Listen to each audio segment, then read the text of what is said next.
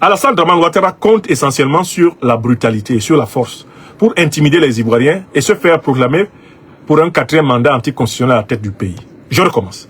Sur quoi compte Alassane Ouattara? Il compte essentiellement sur la brutalité, sur la force, pour se faire proclamer au lendemain du 25 octobre, élu faussement pour un 4e mandat anticonstitutionnel à la tête de la Côte d'Ivoire. Alors la force qu'il veut utiliser, c'est quoi? Bien sûr qu'il veut instrumentaliser la police, la gendarmerie, l'armée, mais également les milices spéciales, les unités spéciales qu'il a fabriquées à coup de corruption financière, qu'il a fabriquées à coup d'endoctrinement pseudo-ethnique, etc. Il compte sur la force. Il faut que tout le monde le sache. Il va vouloir se jeter violemment sur le président Laurent Gbagbo et toute la direction de l'opposition qui est en Côte d'Ivoire. Ça, c'est très clair. Les prochaines manifestations populaires en Côte d'Ivoire vont être pour Ouattara l'opportunité de se jeter avec fureur contre le leadership de l'opposition. Mais, sur quoi compte le peuple de Côte d'Ivoire? Le peuple de Côte d'Ivoire a plus d'avantages que Ouattara, que le régime de Ouattara. Premièrement, le peuple ivoirien sait que le régime d'Alassane Dramane Ouattara n'est pas uni derrière lui, que c'est un régime d'individus corrompus. Ils ne sont là que parce qu'ils mangent beaucoup d'argent autour de lui. Et les gens qui volent là, ils ne prennent jamais de risques. Dès que ça chauffe, ils fuient. C'est vrai des mercenaires, c'est vrai des militaires au gros ventre, petit caleçon, avec l'argent volé au peuple. Dès que ça pète, ils fuient. Parce qu'ils ont gardé de l'argent à l'étranger, ils s'en vont rejoindre cet argent pour le manger. Et d'ailleurs, il y a un phénomène incontestable qui se déroule actuellement en Côte d'Ivoire, c'est l'expatriation, c'est l'extraction, l'exfiltration des membres des familles, des dirigeants du RHDP. La plupart des ministres, des directeurs d'entreprise, des chefs principaux du régime RHDP, la plupart d'entre eux a déjà fait sortir toute sa famille. La plupart d'entre eux a fait faire plusieurs passeports de plusieurs nationalités à tous les membres de leur famille. La plupart d'entre eux a acheté des résidences à l'étranger, en Europe, au Moyen-Orient, partout ailleurs en Afrique, où ils ont positionné leur famille. Ils sortent comme des lapins, parce que eux-mêmes, au premier problème, ils fuient, parce qu'ils ont beaucoup volé, et pour eux, ça serait con de crever, alors même que ce qu'ils ont volé là, ils n'auront pas fini de le manger avant leur mort. Il faut savoir que c'est un régime de poltrons, de gros peureux. Vous avez vu comment ils se sont réjouis quand Alassane Ouattara a annoncé sa fausse candidature. C'est avec la même vitesse là qu'ils se sont réjouis, c'est avec la même vitesse là qu'ils vont fuir. Leur patron même, Alassane Dramane Ouattara, est le patron du sauté clôture. Il est connu pour fuir à la première alerte. Alassane Ouattara n'aime pas les bruits. Dès que ça chauffe, dès que, il est parti. Il ne dure pas de mauvais rêves. Hein. C'est quelqu'un qui saute une barrière. À pratiquement 60 ans, il saute une barrière d'ambassade, plonge chez l'ambassadeur d'Allemagne, s'engouffre dans un champ français, fuit à l'ambassade de France, court au Gabon pour échapper à la mort. Alassane Ouattara, c'est le sprinter de l'échappement. Et tout son parti là, les Ivoiriens doivent savoir, ils sont violents parce qu'ils sont peureux. C'est la peur qui les rend violents. Mais il y a un deuxième élément important avec les Ouattara. C'est qu'ils ont mis l'écrasante majorité des institutions et de ceux qui sont dans les institutions de Côte d'Ivoire contre eux. Les gens attendent le moment de faiblesse de Ouattara pour lui montrer toute la rancune qu'ils lui ont gardée.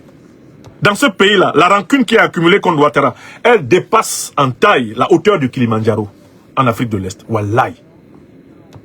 Les gens haïssent les Ouattara. Ils sont les seuls à ne pas le savoir. Les gens leur sourient dans la journée, mais la nuit, les gens sont prêts à les manger crus. Les gens leur sourient parce qu'ils ont peur de leur violence. Ils ont peur de leur fiole. Ils ont peur de leur maca, où ils jettent à tour de bras les moindres contradicteurs. Mais les gens guettent le moment où les Ouattara seront faibles. Vous allez entendre et vous allez voir des choses inouïes. Je continue. Contrairement aux périodes précédentes, Alassane Dramane Ouattara et son régime n'ont pas de base arrière en Afrique. Tout le régime d'Alassane Dramane Ouattara est prédisposé à se jeter dans l'océan Atlantique, à se jeter dans les avions et à fuir.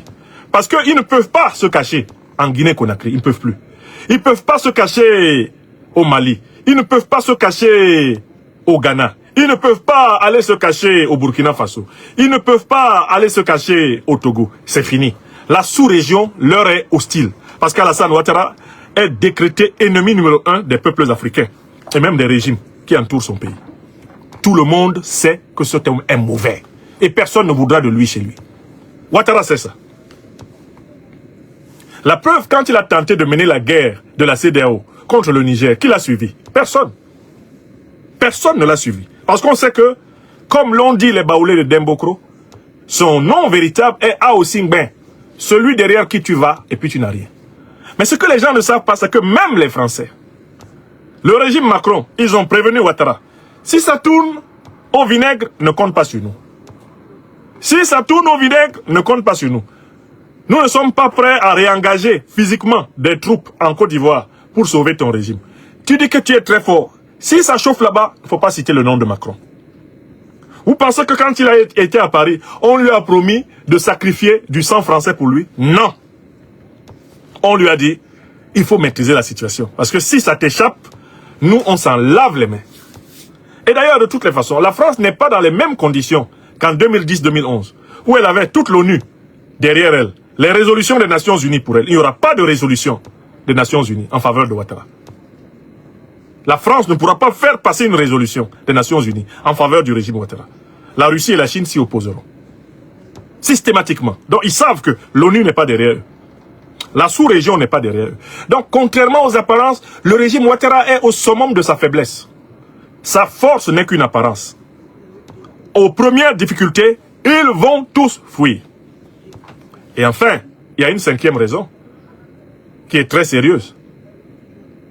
C'est que cette fois-ci, l'opposition ivoirienne est rassemblée sur des bases non ethniques. Les Ivoiriens savent qu'il faut se débarrasser du régime de Ouattara et que ce n'est pas une affaire de nordistes, de sudistes, de centristes, de westistes ou de western. C'est une affaire ivoirienne. Il est temps de se débarrasser d'un régime qui a humilié les Ivoiriens de toutes les régions. Les Ivoiriens de toutes les religions. Les Ivoiriens de toutes les idéologies. Les Ivoiriens de tous les partis. Les Ivoiriens de toutes les générations ont été humiliés par ce régime.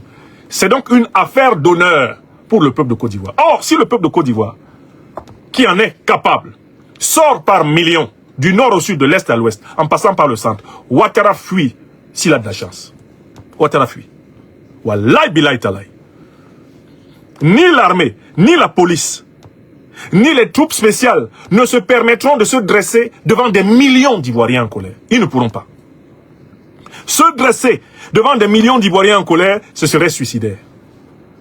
Quand le rapport de force entre les forces de défense et de sécurité et les civils est de 1 face à 100, un soldat face à 100 hommes, le soldat qui tire se suicide.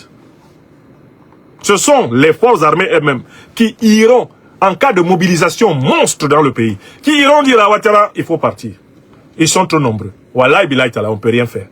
Hein, patron, c'est mauvais. Pardon, attends, il faut partir. Pardon, il faut partir. Wallahi, c'est ce qui va se passer. Et les Ivoiriens ont montré qu'ils sont capables de ce sursaut collectif.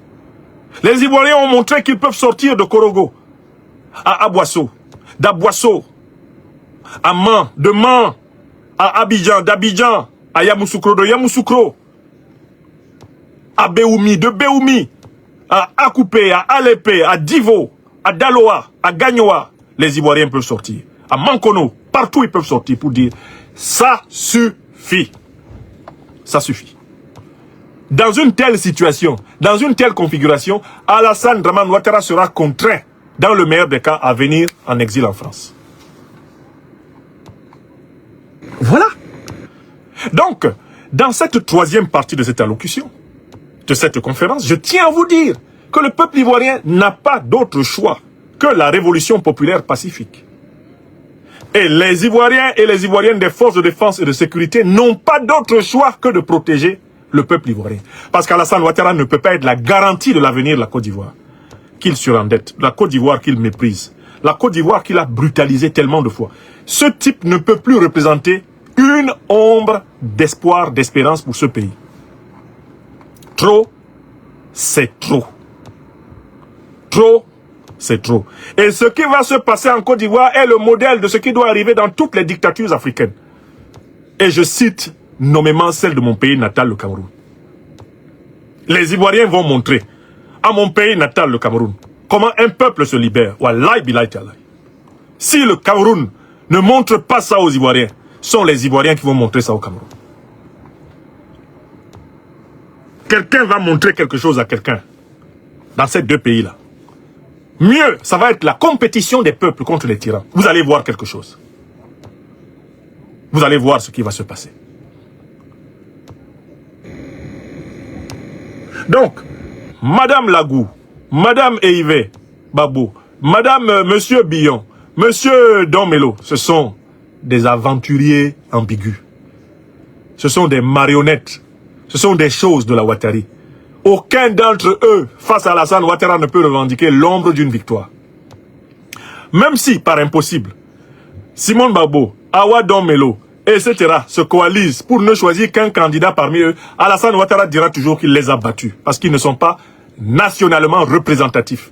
Ils n'ont pas un spectre de représentativité large. Ce spectre que peuvent avoir les présidents Laurent Gbagbo et Guillaume Kibafori Soro, eux, ils l'ont pas. Ils n'ont pas la dimension d'homme d'État qui est nécessaire pour affronter Ouattara. Donc, je réitère en conclusion de cette conférence mon appel au renoncement à ces candidatures pour le peuple de Côte d'Ivoire. Madame Babo, Monsieur Domelo, Monsieur Billon, Madame Lagou, ne vous moquez pas des Ivoiriens. Retirez-vous immédiatement de cette histoire. Laissez Ouattara seul avec son bulletin. Quand il sera seul avec son bulletin, lui-même il saura qu'il lui faut partir. Mettez Alassane Ouattara face à une situation historique jamais vue. Tous les candidats retenus par le tyran choisissent le peuple et refusent de cautionner le tyran. Le tyran se retrouve seul candidat à une non-élection confirmée. Et alors là, c'est la mobilisation populaire qui gagne. Si vous posez cet acte, Alassane Ouattara sera définitivement isolé et facile à accueillir. Si vous ne posez pas cet acte, Ouattara tombera quand même, mais avec vous. Il tombera avec vous, Madame Babou. Les Ivoiriens ne vous pardonneront pas de l'avoir soutenu contre eux, en cautionnant sa mascarade, comme Kakabe l'a fait en 2020. Monsieur Billon, si Ouattara tombe avec vous, avec votre caution de participation, vous tomberez avec lui. Et ça ira jusqu'à vos entreprises, votre chute. Les Ivoiriens vont tout faire tomber. Là où ils sont là, les Ivoiriens, ils savent que c'est la bataille de leur libération. Monsieur Billon, vous avez beaucoup d'intérêts en Côte d'Ivoire. N'associez pas vos intérêts à Ouattara. N'allez pas dedans. Et vous gagnerez. Le peuple ivoirien vous sera reconnaissant d'avoir pris son parti. Madame Lagou, vous avez assez mangé comme ça. Dans les machines de 2015, vous avez mangé dedans. 2020, vous avez mangé. Lagou, estomac sans fond, quittez dans ça. Arrêtez de jouer les hiboux dans la politique ivoirienne. Lagou arrête. Les Ivoiriens vont vous adresser la facture dans les prochains jours. Si vous ne vous retirez pas, vous tomberez avec Ouattara. Wallahi billahi talaï. Je vous le dis. Awa Domelo. Attention à l'imposture, camarades. Attention à l'imposture. Vous avez vous-même reconnu que vous n'avez pas l'envergure du président Babou. Donc vous ne pouvez pas battre Alassane Ouattara. Non, vous ne pouvez pas. Si vous n'avez pas l'envergure du président Laurent Gbagbo, il s'ensuit tout naturellement que vous ne pouvez pas battre Ouattara. Parce que même quand même au premier tour de 2010, Laurent Gbagbo était devant Ouattara. N'est-ce pas? Vous ne serez pas devant dans quelques premiers tours que ce soit. Vous servirez de faire valoir aux tyrans que vous prétendez combattre. Camarade Awa Domelo, évitez de tomber avec Ouattara. Parce que si vous tombez avec Ouattara, vous le regretterez pour toutes les dernières années de votre vie. Alassane Ouattara a fait l'unanimité contre le peuple ivoirien et contre le peuple africain. Il doit être combattu comme tel. Voilà les enjeux de cette pour-élection qui viennent de vous être exposés. Et je vous remercie d'avoir massivement partagé le présent direct. Que Dieu bénisse le peuple de Côte d'Ivoire. Que Dieu bénisse les leaders de la résistance ivoirienne, à la tête desquels l'ancien président de la République, son Excellence Laurent Gbagbo. L'ancien Premier ministre, ancien président de l'Assemblée nationale, Guillaume Kibafori Soro. Et l'ancien ministre, actuellement président du PDCRDA, Gideon Thiam, et tous leurs compagnons. Mais au moment de conclure cette émission, je voudrais juste vous rappeler une position qui a été adoptée par le président Guillaume Soro et qui doit éclairer la lanterne du présent. Le président Guillaume Soro a, quant à lui, publié un communiqué qui peut avoir échappé à la vigilance de plusieurs d'entre vous. Un communiqué il y a 9 heures de temps, donc longtemps avant la décision du Conseil constitutionnel. Je tiens à rappeler que le président Guillaume Soro, lui, il n'a pas déposé de dossier de candidature. Une fois qu'il a vu qu'on l'a exclu des listes électorales, il n'a même pas déposé de dossier de candidature. Pourquoi il ne l'a pas fait? Il l'explique dans ce communiqué. Écoutons le communiqué. Déclaration numéro 014-2025 de Génération et Peuple Solidaire relative à la vie de la nation. Elle a été publiée aujourd'hui 8 septembre 2025 dans la matinée. Le cadre restreint de Génération et Peuple Solidaire, GPS, s'est réuni ce samedi 6 septembre 2025 sous la présidence de M. Guillaume Kibafori Soro, président du mouvement. Cette importante rencontre qui marque la reprise de ses activités après une pause a été essentiellement consacrée à l'analyse de la conjoncture politique nationale à quelques encablures de l'élection présidentielle du 25 octobre 2025. La réunion du cadre restreint de GPS a pris à la pleine mesure du désastre qui se profile à l'horizon avant de définir la posture du mouvement face à la forfaiture en cours. Premier paragraphe, du chaos ouattarien. Le cadre restreint constate avec gravité que la Côte d'Ivoire s'achemine malheureusement vers une nouvelle crise politique majeure par son obstination à briguer un 4e mandat, après avoir déjà imposé un 3e mandat illégal en 2020. Monsieur Alassane Ouattara engage la nation sur une voie périlleuse, menaçant même sa survie. En effet, en 2020, le 3e mandat braqué par M. Ouattara fut un viol manifeste de la Constitution, obtenu non par le droit mais par la force, par les massacres de civils, la répression brutale et l'exclusion des principaux candidats. Ainsi, l'élection présidentielle a-t-elle été transformée en une tragédie politique et humaine. Le projet de 4e mandat s'inscrit dans la continuité de cette dérive totalitaire et tyrannique. Il consacre la volonté de confiscation du pouvoir en instaurant une présidence à vie déguisée, une monarchie électorale et une dynastie politique. Deuxième paragraphe, deuxième partie, de l'unité de l'opposition pour faire front contre la dictature. Face à la tyrannie, le cadre restreint regrette que l'opposition continue d'avancer en rang dispersé, sans concertation véritable sur les grands enjeux, pour opposer une réponse unifiée au pouvoir. Cela nourrit le mépris du régime. Il est évident qu'une opposition fragmentée ne peut inspirer ni crainte ni respect. Incapable de se réunir dans un cadre stratégique commun, elle offre ainsi au régime une résistance dispersée. Il est encore temps pour qu'elle se ressaisisse et qu'elle réalise la nécessaire union face à la dictature, au-delà de ce qui peut accessoirement la diviser. Troisième partie, de la posture de Génération et Peuple Solidaire à la présidentielle d'octobre 2025. Le cadre restreint rappelle que la position adoptée par l'instance suprême du mouvement, la Conférence nationale d'expression citoyenne CNEC, au lendemain de l'élection présidentielle de 2020 a été de ne point reconnaître au nom de la loi fondamentale M. Alassane Ouattara comme président élu légal et légitime de la Côte d'Ivoire. Je relis cet endroit-là. Le cadre restreint rappelle que la position adoptée par l'instance suprême du mouvement, à savoir la Conférence nationale d'expression citoyenne CNEC de GPS, au lendemain de l'élection présidentielle de 2020, a été de ne point reconnaître au nom de la loi fondamentale M. Alassane Ouattara comme président élu légal et légitime de la Côte d'Ivoire. Nous, on ne l'a jamais reconnu. À ce titre, GPS a refusé conséquemment de participer et de cautionner les législatives et les municipales. Peut-on aujourd'hui agir différemment sans se renier? En violant la constitution ivoirienne et en imposant un 3e mandat inconstitutionnel, Alassane Ouattara s'est lui-même mis hors la loi. Il s'ensuit que les institutions qu'il a mises en place ne peuvent échapper à ce vice originel. Elles portent elles aussi la marque de l'illégalité et de l'illégitimité. Et la maxime de droit ex injuria jus non oritur, qui signifie que le droit ne peut naître de l'illégalité, nous l'enseigne fort à propos. L'illégalité ne saurait engendrer la légitimité. Dès lors, comment prétendre participer à des élections que l'on sait vicier à la racine, puis en contester les résultats par la suite? Une telle contradiction, loin de servir le peuple, ne ferait que renforcer le système que l'on dénonce. Accepter de se soumettre au jugement d'un conseil constitutionnel originellement illégal, c'est se condamner d'avance. Participer à la présidentielle organisée par ce même système illégal et illégitime ne serait pas seulement une incohérence, mais constituerait une compromission politique et morale. La ligne de GPS est limpide. M. Ouattara occupe illégalement le palais présidentiel. Prendre part à cette forfaiture électorale reviendrait à le légitimer. D'où la vertu comme ligne directrice.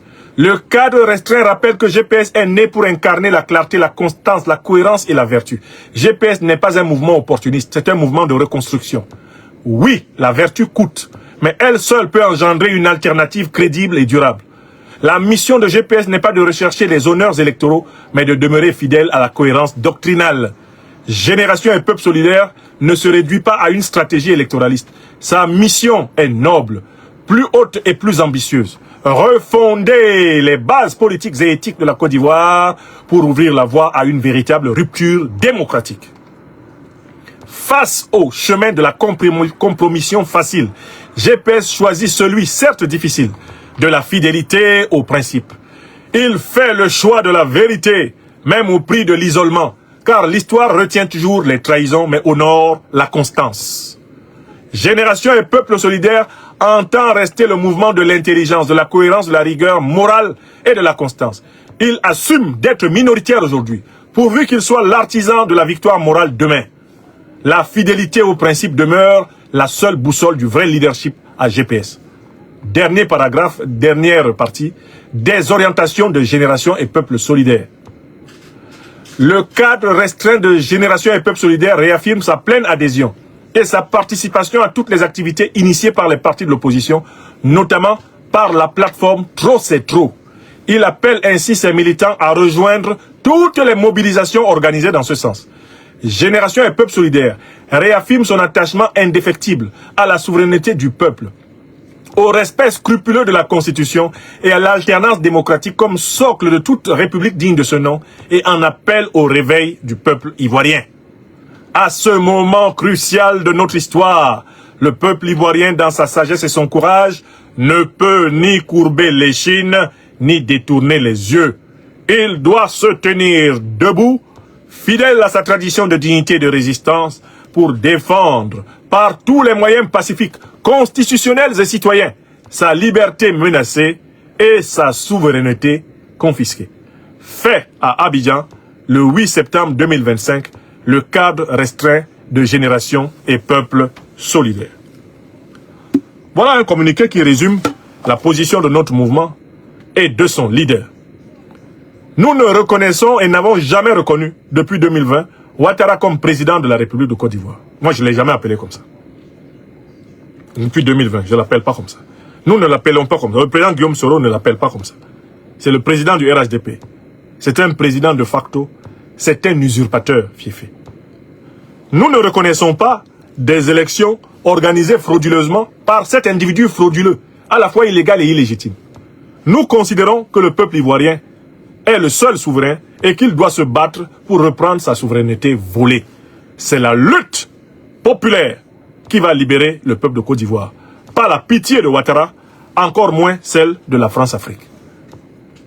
Je suis fier d'être le coordonnateur de la commission Formation Livre du mouvement ivoirien Génération et Peuple Solidaire. Je suis fier de la constance, de la solidité de notre mouvement ivoirien et de la fermeté de son leader au combat. Ma conviction est qu'Alassane Ouattara tombera et que Guillaume Kibafori Soro, aux côtés des autres authentiques combattants de la liberté des Ivoiriens, à la tête desquels le président Laurent Gbagbo, président du PPACI, eh bien, il pourra pleinement jouir de ses droits civiques et politiques dans une Côte d'Ivoire libérée de la dictature. Telle est notre conviction et c'est ce combat qui doit être mené.